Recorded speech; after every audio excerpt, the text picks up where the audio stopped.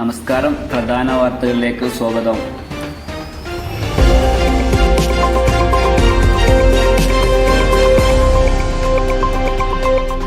Donald ട്രംപിന് നേരെ വെടിയുതിർത്തത് 20-കാരനായ Thomas Mathew Crookes. അക്രമിയെക്കുറിച്ച് കൂടുതൽ വിവരങ്ങൾ പുറത്ത്.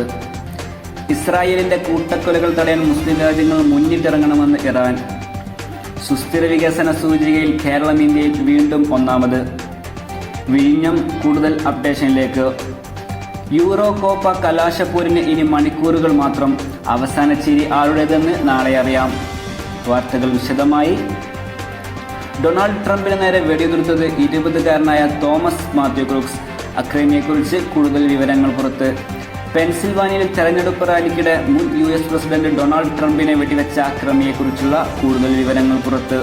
20-കാരനായ തോമസ് മാത്യു ക്രൂക്സ് ആണ് വെടിയുതിർത്തതെന്നാണ് ന്യൂയോർക്ക് പോസ്റ്റ് റിപ്പോർട്ട് ചെയ്യുന്നത്. അതേസമയം അക്രമകാരണം വ്യക്തമല്ല. ബട്ട്ലർ ഫാം ഷോപ്പ് ഗ്രൗണ്ടിലെ സ്റ്റേജിൽ നിന്ന് 130 മീറ്ററിലധികം അകലെയുള്ള ഒരു നിർമ്മാണ പ്ലാന്റിന്റെ മേൽക്കൂരയിലാണ് ക്രൂക്സ് നിന്നത്. ശനിയാഴ്ച വൈകിട്ടാണ് ഇയാൾ ഇവിടെ എത്തിയത്. ഇവിടെ നിന്ന് ഇയാൾ നിരവധി തവണ വെടിയുതിർത്തുവെന്ന് ദൃക്സാക്ഷികളെ ഉദ്ധരിച്ച് അന്താരാഷ്ട്ര മാധ്യമങ്ങൾ റിപ്പോർട്ട് ചെയ്തു. സംഭവത്തിന് പിന്നാലെ തന്നെ അക്രമിയെ പോലീസ് കൊലപ്പെടുത്തിയിരുന്നു. സംഭവത്തെക്കുറിച്ച് രഹസ്യാന്വേഷണ വിഭാഗം ഉൾപ്പെടെ അന്വേഷണം ഊർജിതമാക്കി. ക്രൂക്സിന്റെ പശ്ചാത്തലമടക്കമുള്ള കാര്യങ്ങൾ പോലീസ് പരിശോധിച്ചു വരികയാണെന്ന് അധികൃതർ അറിയിച്ചു. ഇസ്രായേലിന്റെ കൂട്ടക്കൊലകൾ തടയാൻ മുസ്ലിം രാജ്യങ്ങൾ മുന്നിട്ടിറങ്ങണമെന്ന് ഇറാൻ. ഗസയിലെ അൽ മവാസി അഭയാർത്ഥി ക്യാമ്പിൽ ഇസ്രായേൽ നടത്തിയ കൂട്ടക്കൊലയെ ശക്തമായി അപലപിച്ച് ഇറാൻ. ഇത്തരം ആക്രമണങ്ങൾ തടയാൻ ഇസ്ലാമിക രാജ്യങ്ങൾ മുന്നിട്ടിറങ്ങണമെന്നും ഇറാൻ ആഹ്വാനം ചെയ്തു.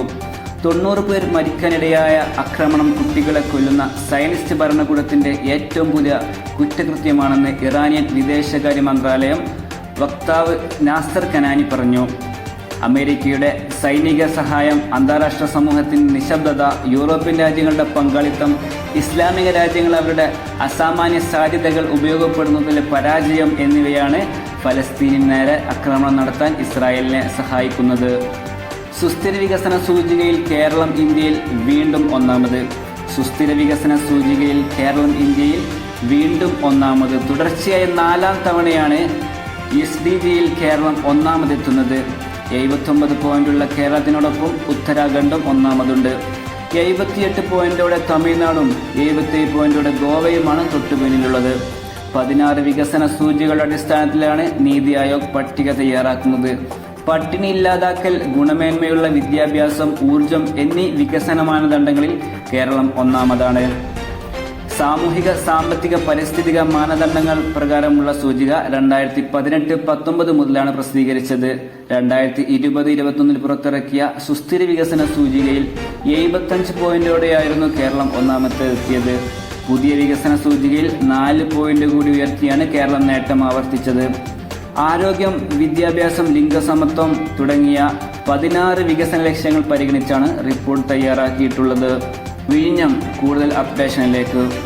രാജ്യാന്തര തുറമുഖത്ത് കണ്ടെയ്നറുകളുമായി എത്തിയ ആദ്യ കപ്പൽ സാൻ ഫെർണാണ്ടോ ദൗത്യം പൂർത്തിയാക്കുന്നതോടെ ഇന്ന് രാവിലെ 8-ന് ശേഷം കൊളംബോയിലേക്ക് തിരിക്കും. ട്രയൽ റൺ എന്ന നിലയിൽ കണ്ടെയ്നർ ഇറക്കലിന് വേഗം കുറവായതാണ് യാത്ര 2 ദിവസം കൂടി നീളാൻ ഇടയാക്കിയത്. ഇന്നലെ വൈകിട്ട് വരെ 1000-ലധികം കണ്ടെയ്നർ ഇറക്കിയിരുന്നു. ഓട്ടോമേറ്റഡ് സംവിധാനത്തിൽ പ്രവർത്തിക്കുന്ന കണ്ടെയ്നർ ഇറക്കലുമായി ട്രെയിലർ ഡ്രൈവർമാർ പൊരുത്തപ്പെടാനുള്ള കാലതാമസമാണ് ദൗത്യത്തിന്റെ വേഗം കുറച്ചതെന്ന് അധികൃതർ വ്യക്തമാക്കി. 1323 കണ്ടെയ്നറുകളാണ് വിഴിഞ്ഞത്ത് ഇറക്കേണ്ടതെങ്കിലും പുനഃക്രമീകരണം ആവശ്യമായതിനാൽ 1930 കണ്ടെയ്നറുകൾ മാത്രമാണ് ഇറക്കിയത്. യൂറോ കോപ്പ കലാശപ്പോരിന് ഇനി മണിക്കൂറുകൾ മാത്രം. അവസാന ചിരി ആരുടേതെന്ന് നാളെ അറിയാം.